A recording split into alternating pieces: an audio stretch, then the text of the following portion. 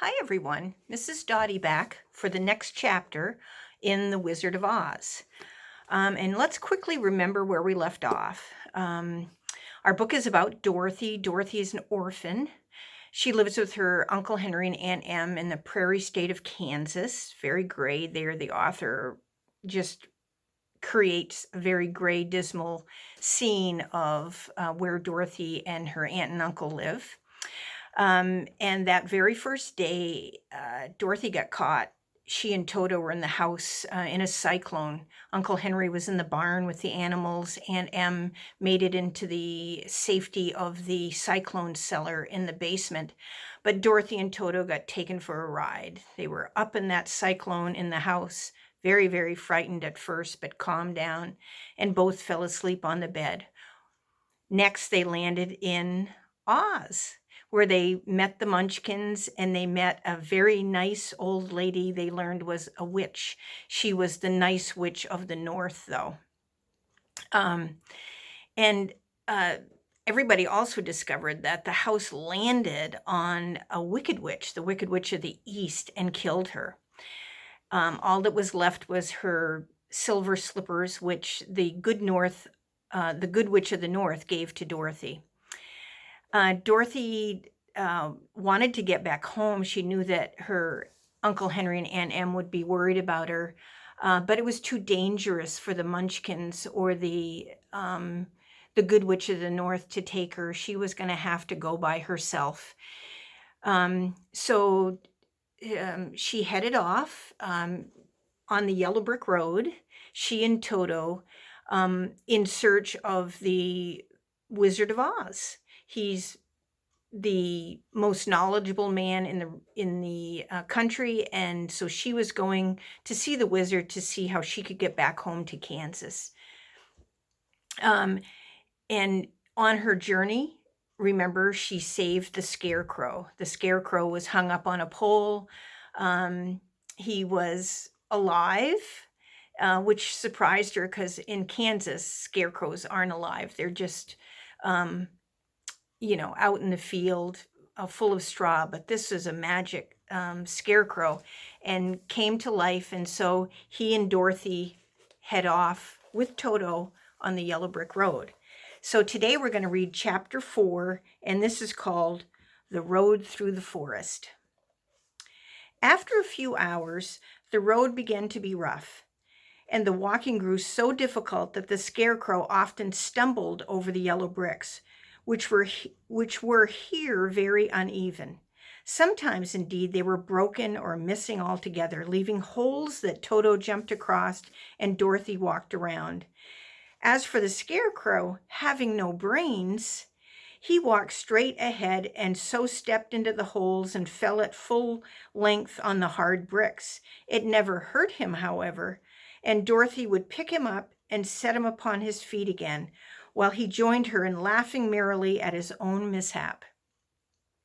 The farms were not nearly as well cared for here as they were further back. There were fewer houses and fewer fruit trees, and the further they went, the more dismal and lonely the country became. At noon, they sat down by the roadside near a little brook, and Dorothy opened her basket and got out some bread. She offered a piece to the Scarecrow, but he refused. "I am never hungry," he said, "and it is a lucky thing I am not, for my mouth is only painted, and if I should cut a hole in it so I could eat, the straw I am stuffed with would come out, and that would spoil the shape of my head." Dorothy saw at once that this was true, so she only nodded and went on eating her bread. "Tell me something about yourself and the country you come from," said the Scarecrow, when she had finished her dinner. So she told him all about Kansas and how gray everything was there and how the cyclone had carried her to this queer land of Oz. The Scarecrow listened carefully and said, "I cannot understand why you should wish to leave this beautiful country and go back to the dry, gray place you call Kansas." "That is because you have no brains," answered the girl. "No matter how dreary and gray our homes are, we people of flesh and blood would rather live there than in any other country, be it ever so beautiful.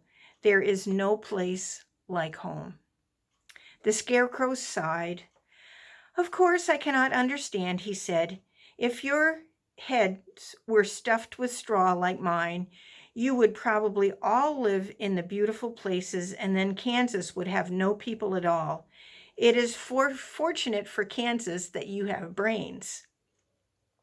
"Won't you tell me a story while we were resting?" asked the child. The Scarecrow looked at her reproachfully and answered, "My life has been so short that I really know nothing whatever. I was only made a day before yesterday.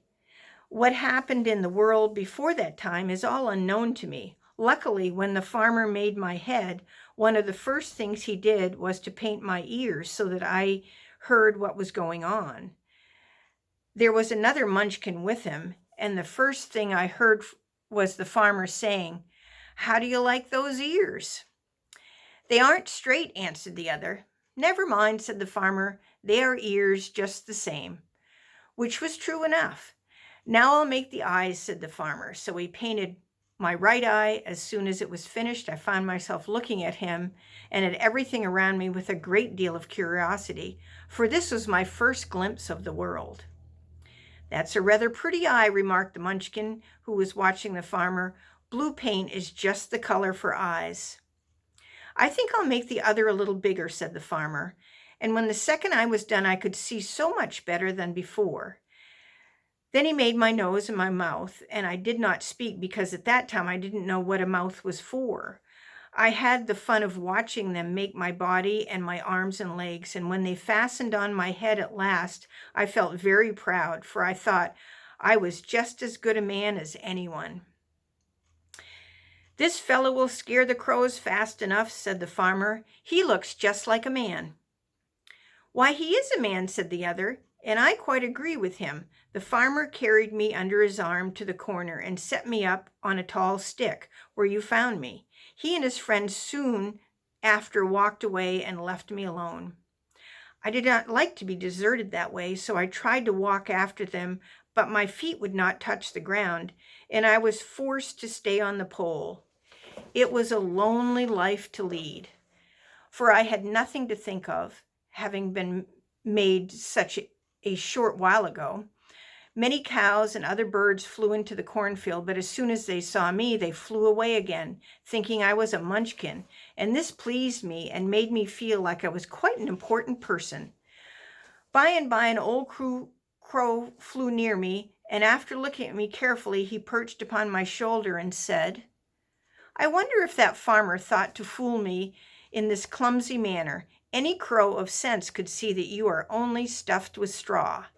Then he hopped down at my feet and ate all the corn he wanted. The other birds, seeing he was not harmed by me, came to eat the corn too. So in a short time, there was a great flock of them about me. I felt sad at this, for it showed I was not such a good scarecrow after all. But the old crow comforted me, saying, "If you only had brains in your head, you would be as good a man as any of them, and a better man than some of them.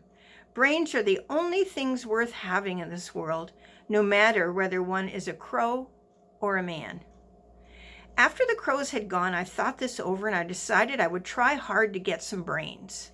By good luck, you came along and pulled me off the stake, and from what you say, I am sure the Great Oz will give me brains as soon as we get to the Emerald City.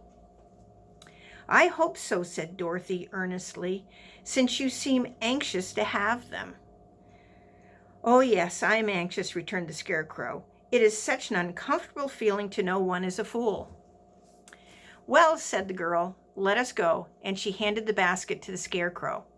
There were no fences at all by the roadside now, and the land was rough and untilled. Towards evening they came to a great forest where the trees grew so big and close together that their branches met over the road of yellow brick.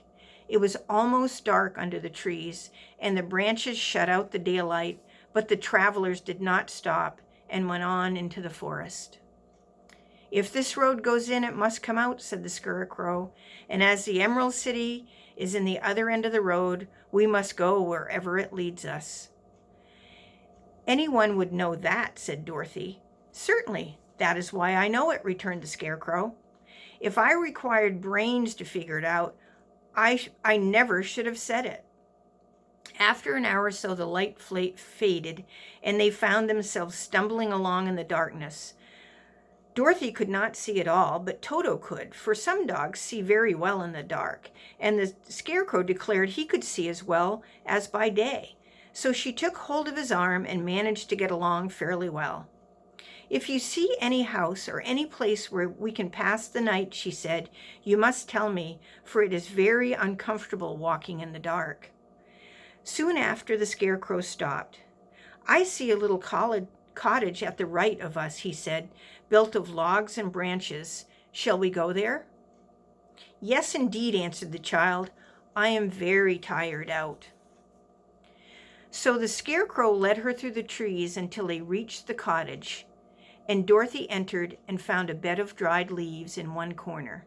She lay down at once, and with Toto beside her, soon fell into a deep sleep.